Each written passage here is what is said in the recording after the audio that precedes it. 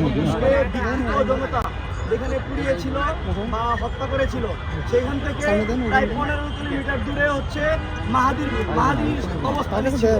আর আমাদের সারা বাংলাদেশের প্রত্যেকটি জেলায় এরকম ধরেন আমাদের বিপ্লবী যারা ছিল তারা অংশগ্রহণ করেছিল প্ল্যাটফর্মে। তো এখানে আমার দুটা বিষয় আমি স্পষ্ট করতে চাই। যদি সাবেক প্রধানমন্ত্রী সরাসরি খুন না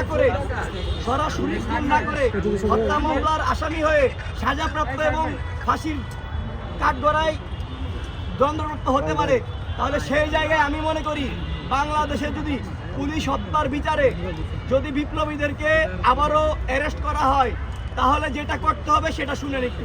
সেটা হচ্ছে আমরা মনে করছি যে বাংলাদেশের যে বিপ্লবটা হয়েছে তখন কিন্তু আমরা দেখেছি 5ই আগস্টে বলেছিল বিভিন্ন রাজনৈতিক দলের নেতা যে বিপ্লবের মহানায়ক বলেছিল কিনা, তাহলে তারা তখন যদি বলতে বিপ্লবের নায়ক হইতে পারে, তাহলে এখন কেন তারা ভিলেন হতে পারবে না? এটা হচ্ছে আমার প্রশ্ন।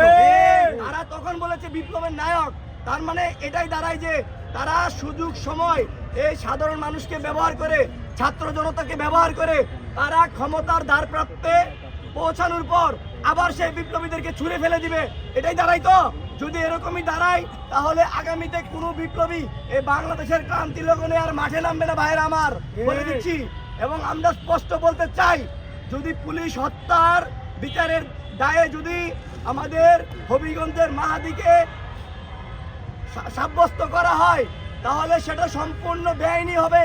কেননা মাহাদি সেই সময় ঘটনাস্থলে ছিল না। আপনারা ভিডিওতে আমাদেরকে দেখান, যদি মাহাদি সেই সময় ঘটনাস্থলে থেকে থাকে আমরা নিজেরা গিয়ে মাহাদিকে আইনের হাতে তুলে দেবো ইনশাল্লাহ। দ্বিতীয়ত কথা হচ্ছে, মাহাদি থানায় যে কথাটা বলেছিল, আপনারা বলছেন যে মাহাদি নিজে দায় স্বীকার করেছে যে আমি পুলিশ হত্যাকাণ্ড চালিয়েছি। আপনারা ভালো করে ভিডিওটি দেখেন, সেখানে মাহাদি বলেছিল আমরা বলতে বুঝাই হবিগঞ্জ জেলার যে সকল বিপ্লবী ছাত্র জনতা, বিভিন্ন পেশাজীবী, বিভিন্ন রাজনৈতিক দলের নেতৃবৃন্দ, তারা সকলে এটা বোঝানো হয়েছে। দ্বিতীয়ত আমরা বলতে চাই, আমরা দেখতে পাচ্ছি 5ই আগস্টের আগে সেই খুনি হাসিনার আমলে বিভিন্ন রাজনৈতিক দলের নেতাকর্মীদেরকে যেভাবে হাতে পায়ে শিকল দিয়ে বেঁধে বেঁধে আদালতের কাঠগড়ায় তোলা হয়েছিল, যাদের কোনো অপরাধ ছিল না। আর এখন আমরা দেখতে পাচ্ছি 5ই আগস্টের পরে যারা আমাদের ভাইকে হত্যা করেছে, রক্তাক্ত করেছে, পশুর মতো গুলি করেছে, তারা এখন হাসতে হাসতে আদালতে যায়। আমরা ধিক্কার ও নিন্দা জানাই।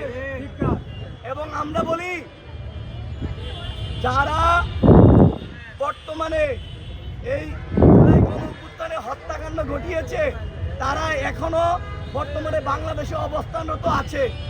আমরা মাননীয় প্রধানমন্ত্রীকে জানাতে চাই, আজকে 18 মাস হয়ে গেল, এখনো পর্যন্ত আমাদের শহীদ ভাইদের হত্যার একটি বিচার হয়নি। আপনারা যারা দেশে আছে, যে সকল খুনি ফ্যাসিস্ট এখন দেশে আছে, তাদেরকে আপনারা ফাঁসি দেন না।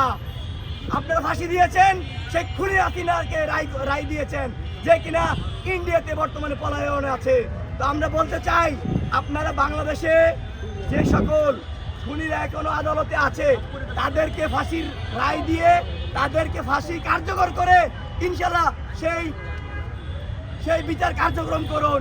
তাহলে সেই শহীদদের রক্তের কিছুটা দায় এড়াবে। প্রিয় ভাইয়েরা আমার, আমরা খুবই মর্মাহত, আমরা খুবই দুঃখিত। আমরা দেখতে পাচ্ছি 5ই আগস্টের পরে বেশ কিছু হত্যা হয়েছে, বেশ কিছু ধর্ষণ হয়েছে। আমি হত্যা নিয়ে দুটা কথা বলতে চাই। সেটা হচ্ছে, আমরা দেখি যে হত্যাকাণ্ডগুলো ঘটে, সেগুলো 15 দিন, 20 দিন বা 1 মাস বা 2 মাস থাকে। পরবর্তীতে সেই ভাই বা সেই বোনের কথা আমরা ভুলে যাই। যদি এই বাংলাদেশে যারা হত্যাকাণ্ড চালাবে, তাদেরকে যদি আইন অনুযায়ী প্রকাশ্যে যেরকম ভাবে খুনি হাসিনার আমলে ইনকাউন্টার দেওয়া হতো যারা মাদক সেবন করত, ঠিক তেমন ভাবে যদি ইনকাউন্টার করা হয় যারা হত্যাকাণ্ড চালায়, তাহলে ভবিষ্যতে কেউ যদি হত্যাকাণ্ড চালাতে চায়, তাহলে তারা চিন্তা করবে যে আমি যদি আজকে হত্যাকাণ্ড করি, আগামীকালকে আমাকে ইনকাউন্টার করবে রাষ্ট্র, তাহলে তারা সেই জায়গা থেকে বের হয়ে আসবে। এখন তারা এই জন্যই হত্যাকাণ্ড করতে সাহস পায়। তারা জানে এই বাংলাদেশে হত্যা করলে, খুন করলে, ধর্ষণ করলে কোনো বিচার হবে না। 1 মাস, 2 মাস, 3 মাস, 6 মাস চলে গেলে বাংলাদেশের মানুষ ভুলে যাবে। প্রিয় ভাইরা আমার, আমরা বলতে চাই, বর্তমান সরকার যিনি আছে, আমরা আমাদের সংগঠন থেকে SDF এর পক্ষ থেকে বর্তমানে প্রধানমন্ত্রীকে আমরা ইনশাল্লাহ একটা স্মারকলিপি দিব অতি দ্রুতই। হত্যাকাণ্ডে যারা জড়িত আছে তাদেরকে যেন অতি দ্রুত গ্রেফতার করা হয়। প্রিয় ভাইয়েরা আমার, আমরা বলি আমাদের শহীদ হাদি ভাইয়ের হত্যার বিচার আজকে প্রায় ৭৮তম দিন, ৭৯তম দিন। জাতিসংঘে যে একটি প্রফেসর ইউনুস স্যার যে একটি প্রতিবেদন পাঠিয়েছিলেন সেটার আপডেট আমরা জানতে চাই।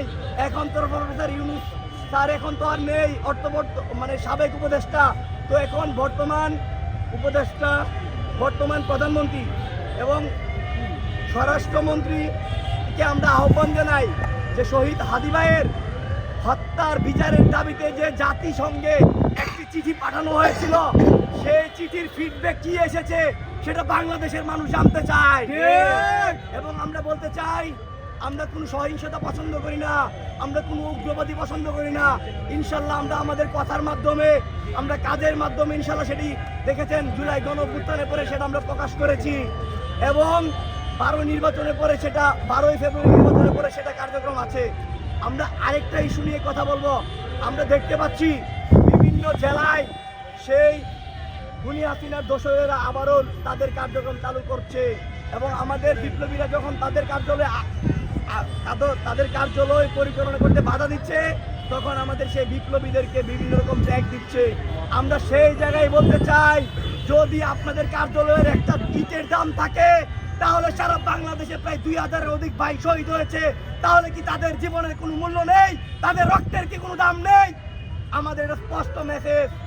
একই সাথে আমরা আরেকটা কথা বলবো, আপনারা তো সবাই বলেন যে জুলাই গণঅভ্যুত্থানে 2000 শহীদ হয়েছে। আপনারা কি খেয়াল করেছেন যারা এতিম ছিল, যারা ফুটপাতে ছিল, যাদের পিতামাতা নাই বা যারা পাগল ছিল, তারা যে শহীদ হয়েছে তাদের কি লিস্ট আপনাদের কাছে আছে? অবশ্যই নাই। আমরা বলতে চাই অসংখ্য শহীদ হয়েছে, অসংখ্য আহত হয়েছে, কাজে এখানে আমাদেরকে ট্যাগ দিয়ে থামানো যাবে না। আপনাদেরকে আবারও বলি, আমরা আইনের প্রতি শ্রদ্ধাশীল, আইনের প্রতি দায়িত্বশীল এবং আমরা আমাদের জায়গা থেকে আপনাদেরকে সহযোগিতা করব। সর্বোপরি আমরা একটাই কথা বলতে চাই, প্রিয় ভাইরা আমার, আপনারা আমাদের পাশে থাকবেন এবং আমাদেরকে সার্বিকভাবে সহযোগিতা করবেন। আমরা সবসময় ন্যায়ের পক্ষে কথা বলে যাব, ইনসাফের পক্ষে কথা বলে যাব এবং আমরা আমাদের জায়গা থেকে যতটুকু শততর শহীদ নিষ্ঠার সহিত এই সংগঠনকে রান করা যায় সেটা ইনশাল্লাহ আমরা আগামীতে অগ্রসর হব। তো সকলকে ধন্যবাদ। ইনকিলাব ইনকিলাব, ইনকিলাব ইনকিলাব।